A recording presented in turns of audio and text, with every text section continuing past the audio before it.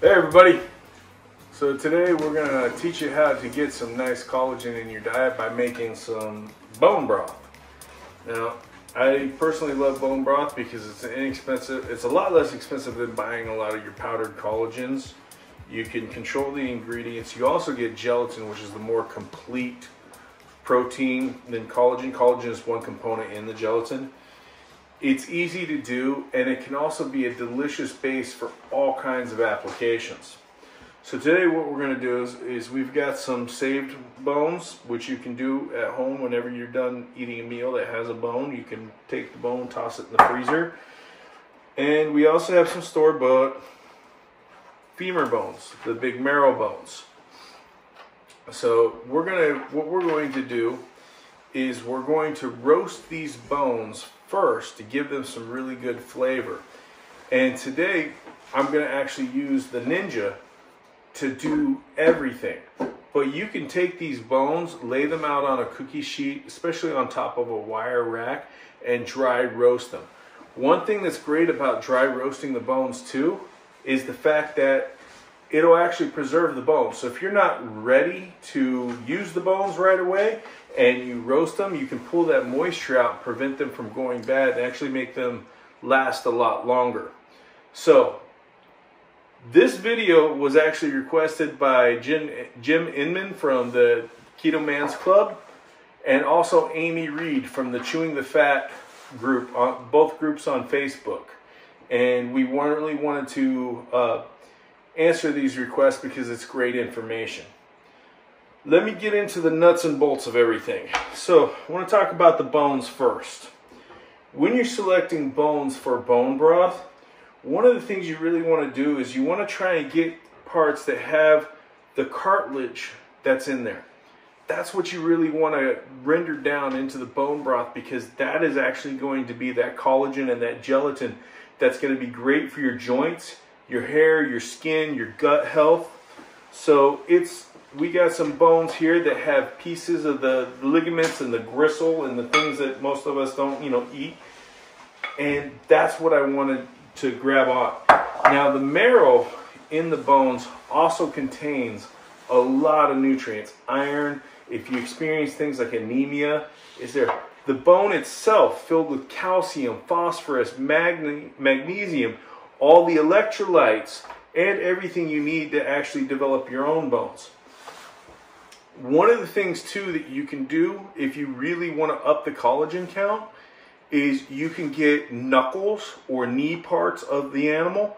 You can get chicken feet. Chicken feet are extremely high in collagen. These are all options. You don't have to if you cannot find them. Sometimes they can be difficult to find in areas. But if you can find them and you want to add them to your bone broth, it's a fantastic way to go. So what I'm going to do is I'm going to put the bones inside my Ninja here. Some of these bones were already cooked. They were from meals. Some of them are raw, but I'm going to get as many of these things as I can get in here and get them roasted up. Because when you roast them, you can actually get a bit of that smokier kind of flavor. I'm going to leave some of these out. They'll just go into the bone broth when it's done, because I've filled this thing up now. So I'm going to go ahead and close the lid. And I'm going to hit the power. And on the Ninja, the reason why I'm using this is because this is what I would have used when I was a truck driver. This is one of my all-in-one favorite things. And also the reason why I'm using this is so I don't make a mess out of the oven and a bunch of other trays. I got one mess to clean up, so I'm using my Ninja. You can put this in the oven and do the same thing on a cookie tray. So I'm going to hit, there's a section right here, it says bacon roast. It says I'm going to put it down to 350. And I'm going to set a timer for about 20 minutes. And that started up. So I'm doing it in here. Other ways you can roast the bones too is on the grill or on a smoker. If you want to make smoked bones, those are really great, can have some fantastic flavor for your bone broth. When we do our bone broth, and we actually get to the point that I'm doing it the most simplest way possible, I'm not adding a lot of flavor, because I like to use my bone broth as a base in all kinds of different applications. So I want a very basic flavor to my bone broth, and then if I want to add flavor later on, I could take the bone broth that I've made and simmer different herbs and vegetables into it and add flavor later. But for now, I'm just making the most basic. But if you wanted to, and you wanted to make a real flavorful bone broth, and you had a big stock pot or something like that, you could add herbs, vegetable cuttings, all kinds of stuff to add not only flavor, but a little bit of nutrition. But since we're only doing the basics today, all we're going to need once these bones are roasted is some water, some acid, either some vinegar or you could use some citrus, and salt. That is it. That is the most simple way to make the bone broth. So when we come back, I'm going to show you the ratio of water, put the bone broth going, and I'll see you on the next part.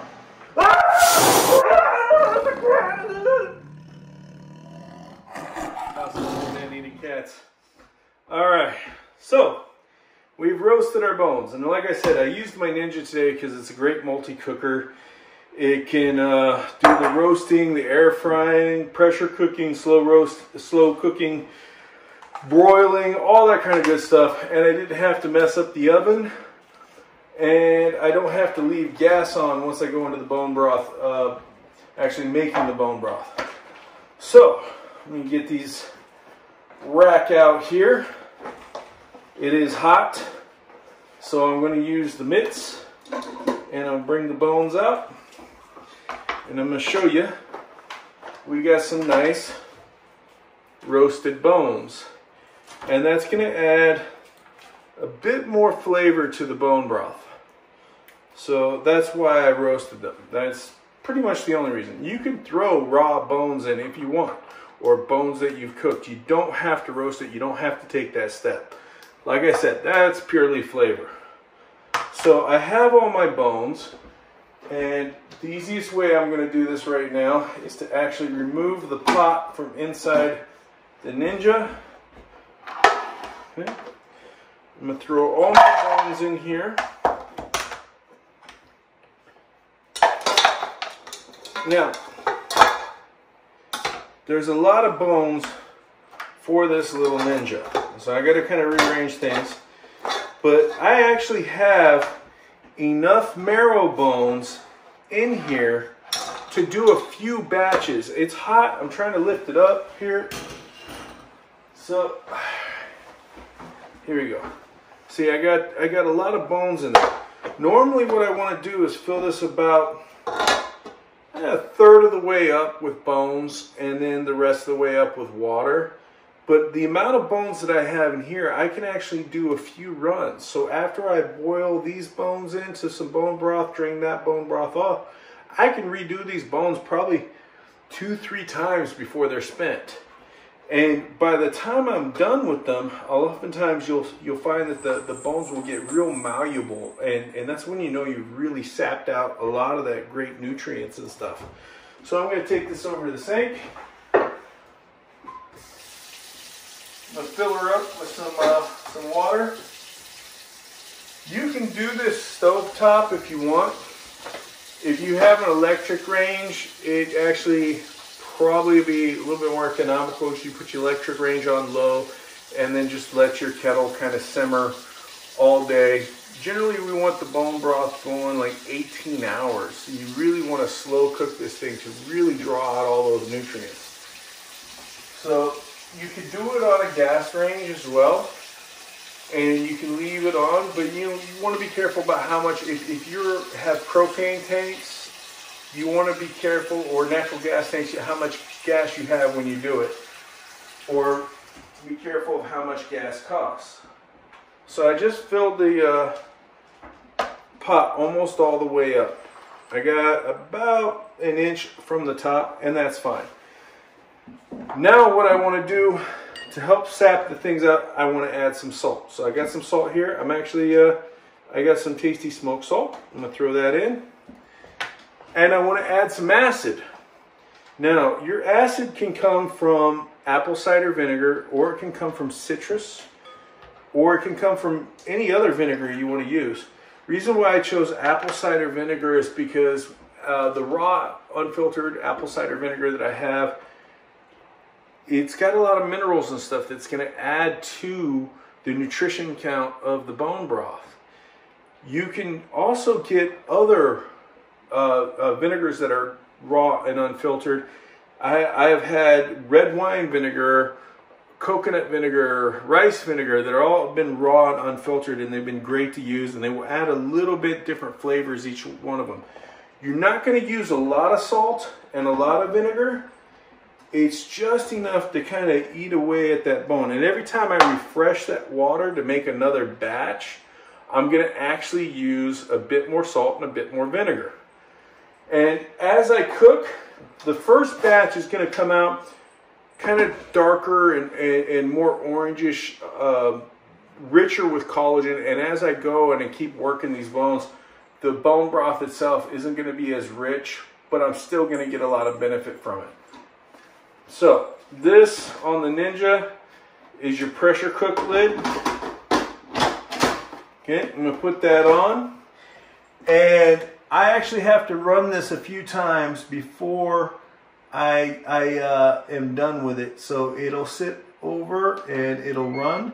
But I'm going to go to pressure cook, and I'm going to go to low, and I'm going to put the time all the way up as far as it goes, because I'm going to end up, it'll stop and I'll end up restarting it to finish this batch. So it'll be 4 hours. When I'm doing with the pressure cook, I'm going to make sure my vent back here is sealed, so I'm not venting off the moisture. I want to keep all the moisture in here. With the pressure cooker, it's actually going to not take as long as it would as a slow cooker, so it'll be half the time. If I were doing like a crock pot, it'd be about 18 hours. I can go 8 hours with the pressure cooker on low and actually get a really good bone broth, and then do the cycle that I was doing before.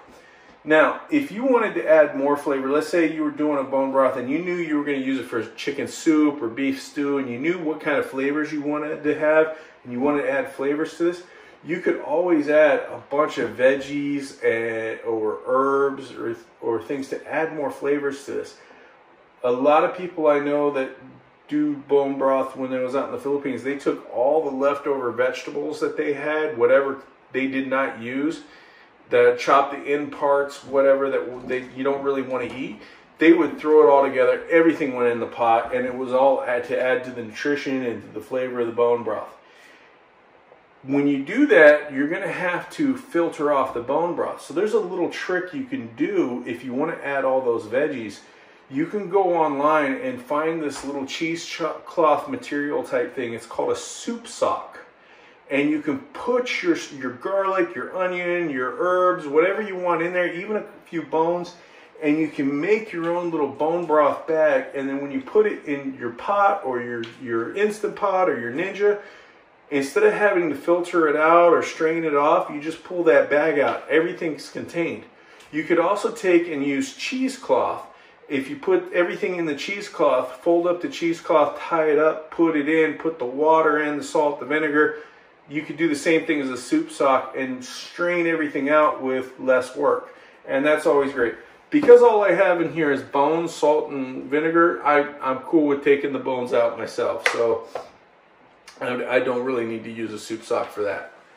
But what we're going to do is we're going to put this over. It's going to cook overnight. And we'll see you on the next part of the video, and I'll show you the finished product.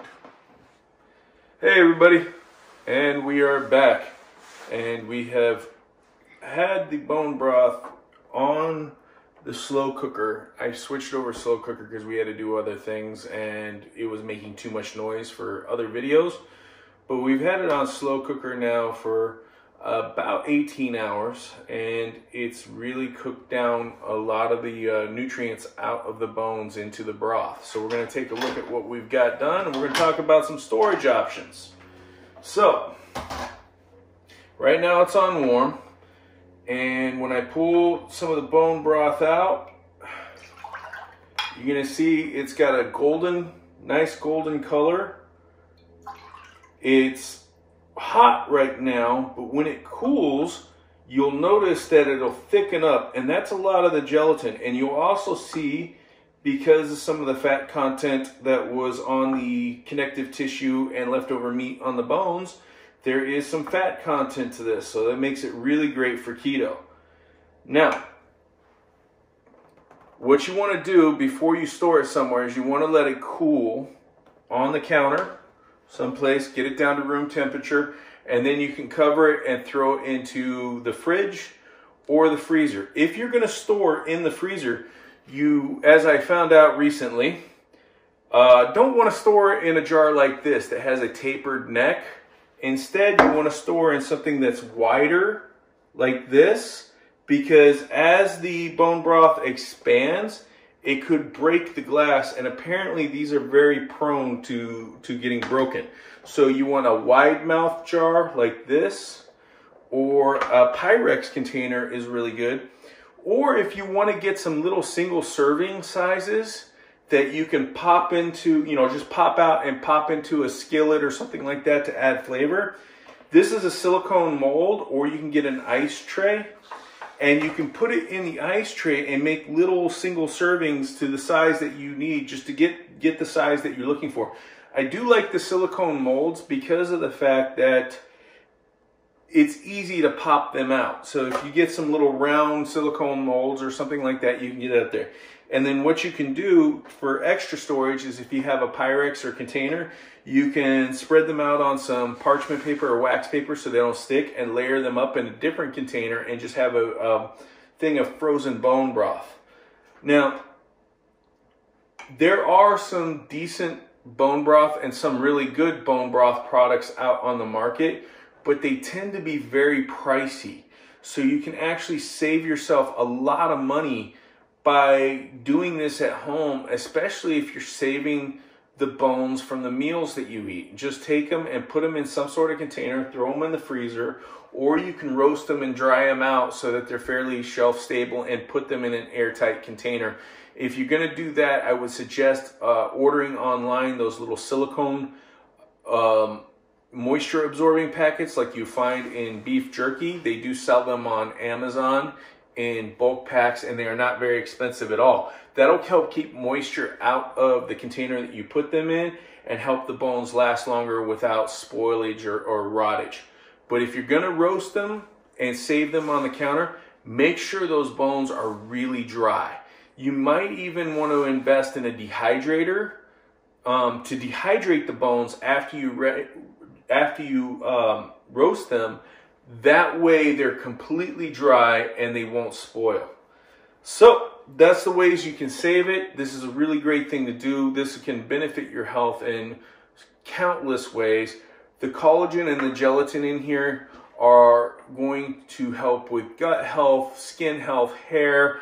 It's going to help with if you've lost a lot of weight and you're trying to get rid of that excess skin, it can help with the regeneration of that. It can help on fasts. It's a great way to come off an extended fast, is to have some bone broth and allow your digestion to kind of work itself way up before you have regular food. Fantastic source of minerals to help prevent leg cramping.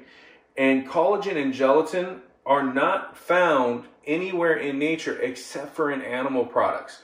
There is no plant substitution for collagen and gelatin in your diet. So this is a fantastic way of doing that. And it's also a great way of using more of the animal that you eat, and utilizing more nutrition and extending your dollar out so you're not investing as much. It's amazing how satiating a good cup of bone broth with a little salt or a little bit of butter can be when you think you're really hungry. You drink that bone broth, and sometimes the mineral content and the nutrition and the fat content and the water content can stave off that hunger, and you can last longer without having to take on a full meal. So you can actually save money on your groceries in the long run. There is a ton of benefits to this. Now, some good brands out there are things like Bonafide Provisions. There is a brand that's starting to come up in a lot of markets called Butcher's Choice, but Bonafide Provisions is one of the really good ones. You also have the boxed or the jarred, like Epic Provisions has some good bone broths in the glass jars. The boxed bone broths, generally, a lot of them are not as clean, so you have to really read the ingredients. And almost all of them are very pricey. You will spend a lot more money buying those products. It may be easier, but you'll spend a lot more money, and it's not ingredients that you can control. So there might be things in there that can cause you to react. If you're doing an elimination diet or a carnivore diet, and you really want to keep these to the basic, bone broth acid, and to make sure that you're not reacting with anything, making your own is really the best way to go. All right, everybody, make sure that you look at the links below, click the like and subscribe button, and let us know how we're doing in the comments. We'll see you on the next video.